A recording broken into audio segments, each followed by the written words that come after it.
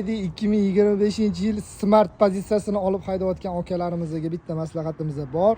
Xo'p, mana shu emblemasini olib tashinglar. Buni tarjimasi Xudoning ko'zi deb tarjimasi ekan. Bu shirk bo'lib qoladi akalar. Sizlarga maslahatimiz mana sizlarga bitta ko'rsatib o'tib ketamiz. Xudoning ko'zi.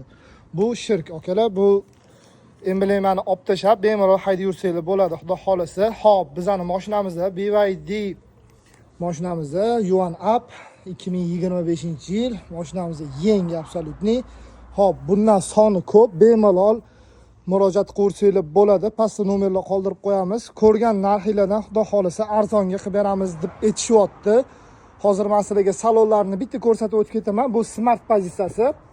Mashinamizning salonlari, sidenalari juda chiroyli ishlangan. Monitorlar, katta monitorda klimat kontrol, cruise kontrollari bor. 360 kameralari bor. Mashinamiz absolutni yengil, to'g'ri nomiylarga chiqadi. Salonimizning orqalari, sidenalari ham juda chiroyli ishlangan. Ashibkalarni ham ko'rishingiz mumkin. Bemalol aloqaga chiqaverasizlar. Pastda nomer qoldiramiz. Xudo xolasa, ko'rgan narxlardan arzon qilib beramiz.